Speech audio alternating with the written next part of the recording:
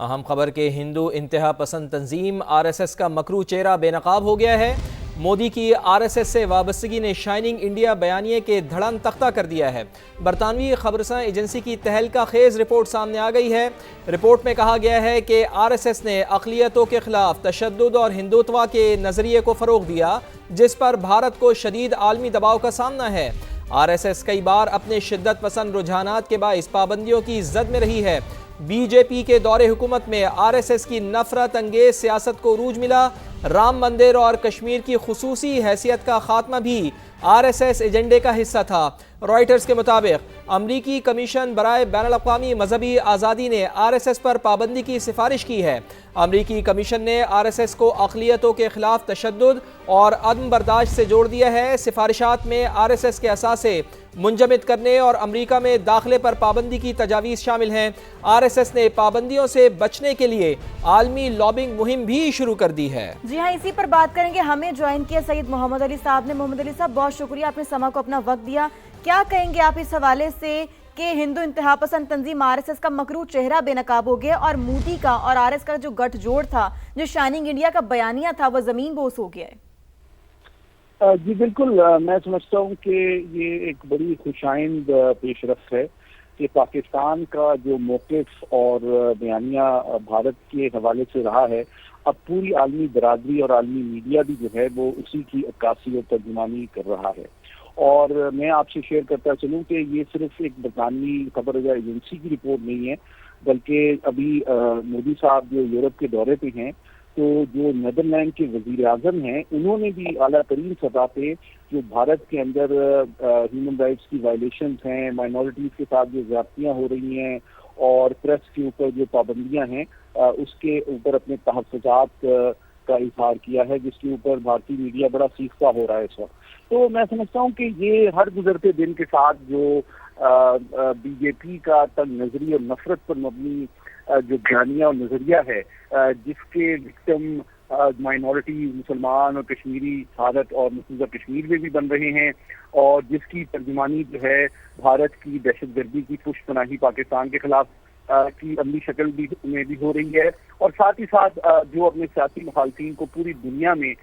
جو مختلف مائنورٹیز خصوصاً سکھ کمیونٹی سے تعلق رکھتے ہیں، ان کی ٹارگٹ کلنگ کے لیے جو اپنے انٹیلیجنس ایجنٹس پوری دنیا میں روانہ کر رہے ہیں، میں سمجھتا ہوں یہ تمام حقائق جو ہیں یہ اب عالمی برادری، خصوصاً وہ مغربی طاقتیں جو کہ بھارت کے بارے میں یہ خوش فہمی رکھتی تھی کہ وہ ان کا ایک بڑا امپورٹنٹ فیلائے ثابت ہوگا چین کو کنٹین کرنے میں، اب ان کی بھی پالیسی اور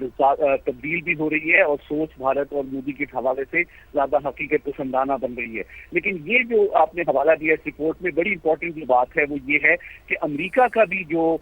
کمیشن ہے ہیومن رائٹس کے حوالے سے، اس نے بڑی ایک سنجیدہ اور غور طلب تجاویز دی ہیں کہ یہ RSS جو ہے، کیونکہ ان کے بہت سے جو آپریٹو اور کارندے جو ہیں وہ امریکہ میں مقیم ہیں، وہاں پہ فنڈ کرتے ہیں۔ میں آپ کو یاد دلانا چاہتا ہوں کہ جو رام مندر جو ہے، جو بابری مسجد کو شہید کر کے بنایا گیا تھا، اس میں بڑے پیمانے پہ RSS کی جو کارکن امریکہ اور یورپ میں مقیم ہیں، ان کی فنڈنگ بھی سامنے آئی تھی۔ تو یہ میں سمجھتا ہوں وہ حقائق ہیں جس کو اب مغربی ممالک اور ان کے قانون دار بھی بہت سنجیدگی سے لے رہے ہیں، اور میں امید کرتا ہوں کہ آنے والے دنوں میں وہ RSS کو نہ صرف جنوبی ایشیا بلکہ عالمی امن و سلامتی اور اپنے مغربی روایات اور سیاسی نظام کے لیے بھی ایک خطرہ سمجھیں گے، اور ان کے حوالے سے جو پالیسی ہے، چاہے وہ ویزا کی ہو، انویسٹمنٹ کی ہو، اسٹوڈنٹ ویزاز ہوں، اور تعاون کے جو معاملات ہیں اس پہ بھی نظر ثانی کی جائے گی۔ درست بات ہے بالکل سید محمد علی صاحب کہ RSS کا بڑھتا ہوا اثر عالمی صورتحال میں بھی تشویشناک بن چکا ہے، عالمی سلامتی کے لیے بھی تشویشناک بن چکا ہے۔ یہ بات آپ کی بالکل درست ہے۔ ڈاکٹر مریم فاطمہ بھی ہمیں جوائن کر چکی ہیں، ان کو بھی شامل گفتگو کرتے ہیں۔ ڈاکٹر صاحب بہت شکریہ آپ کے وقت کے لیے بھی۔ ایک تو بھارت کی جانب سے یہ دعویٰ کیا جاتا ہے کہ وہ دنیا کی سب سے بڑی سیکولر جمہوریت ہے، تو آپ یہ سمجھتی ہیں کہ اس تمام تر چیزوں کے بعد جو ہمارے سامنے آ رہے ہیں، جو ہمارے ساتھ حالات و واقعات بن رہے ہیں، ہمارے سامنے ہم دیکھ رہے ہیں، تو بھارت کی جمہوری ساکھ بھی اب خطرے میں پڑ گئی ہے اور بھارت سیکولر ریاست سے اب ہندوتوا سیاست کی طرف جا رہا ہے، ہندوتوا ریاست کی طرف آگے بڑھ رہا ہے؟ مجھے اپنے چینل پہ مدعو کرنے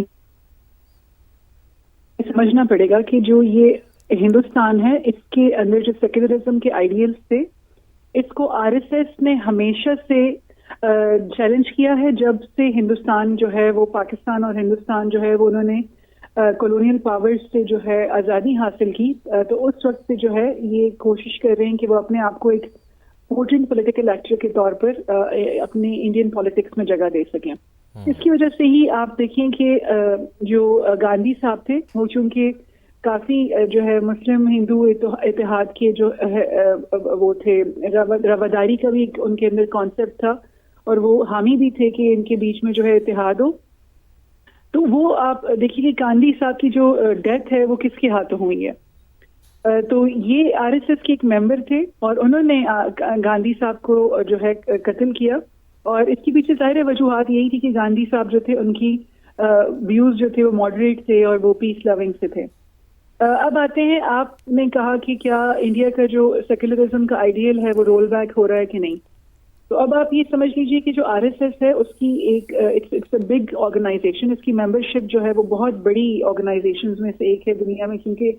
انڈیا کی پاپولیشن بہت زیادہ ہے اور اس کی بہت بڑی ممبرشپ ہے جو کہ انڈیا کی پاپولیشن ہے, اور وہ جو ہے اکراس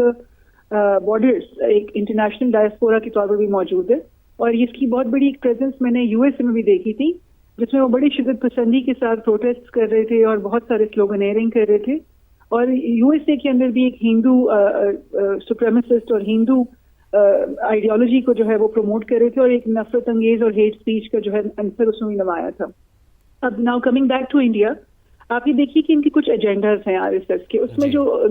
بی جے پی ہے اور بی جے پی کے جو ابھی اس وقت گورنمنٹ ہے مسلسل مودی صاحب جو ہے وہ پاور میں ہے, انہوں نے 2 ایجنڈاز تو اس کے اچیو کر لیے ہیں, جس میں پہلا تھا وہ رام مندر کی جو ہے کریشن تھی بابری مسجد کی جگہ پر. اس کے لیے انہوں نے کورٹ سے جو ہے وہ اسپیشلی ان کو انفلوئنس کیا اور ان سے اپنے حق میں ہندو کمیونٹیز کے حق میں انہوں نے ڈیسیجنز لیے. دوسرا انہوں نے ایک اکھنڈ بھارت کی بات کی, اور وہ انہوں نے اس کے لیے انیکسیشن کی جموں اینڈ کشمیر کی, جو کہ ایک اسپیشل اسٹیٹس رکھتا تھا انڈین کانسٹیٹیوشن کے اندر, اس کو بھی انہوں نے ریورس کیا. اور ساتھ ہی ساتھ آپ یہ دیکھیے کہ الہ آباد جو ایک سٹی تھی اس کے بھی نام کو انہوں نے چینج کیا, اور اس کو نام انہوں نے ایک ہندوائزڈ قسم کا version of name of that. یہ ساری چیزیں ہی تو ہیں ڈاکٹر صاحبہ کہ ہندو انتہا پسند تنظیم آر ایس ایس کا مکروہ چہرہ اب پوری دنیا میں بے نقاب ہو رہا ہے. آپ یہ دیکھیے کہ ان کے کچھ ایجنڈاز ہیں آر ایس ایس کے. اس میں جو بی جے پی ہے اور بی جے پی کے جو ابھی اس وقت گورنمنٹ ہے مسلسل مودی صاحب جو ہے وہ پاور میں ہے, انہوں نے 2 ایجنڈاز تو اس کے اچیو کر لیے ہیں, جس میں پہلا تھا وہ رام مندر کی جو ہے کریشن تھی بابری مسجد کی جگہ پر. اس کے لیے انہوں نے کورٹ سے جو ہے وہ اسپیشلی ان کو انفلوئنس کیا اور ان سے اپنے حق میں ہندو کمیونٹیز کے حق میں انہوں نے ڈیسیجنز لیے. دوسرا انہوں نے ایک اکھنڈ بھارت کی بات کی, اور وہ انہوں نے اس کے لیے انیکسیشن کی جموں اینڈ کشمیر کی, جو کہ ایک اسپیشل اسٹیٹس رکھتا تھا انڈین کانسٹیٹیوشن کے اندر, اس کو بھی انہوں نے ریورس کیا. اور ساتھ ہی ساتھ آپ یہ دیکھیے کہ الہ آباد جو ایک سٹی تھی اس کے بھی نام کو انہوں نے چینج کیا, اور اس کو نام انہوں نے ایک ہندوائزڈ قسم کا ورژن آف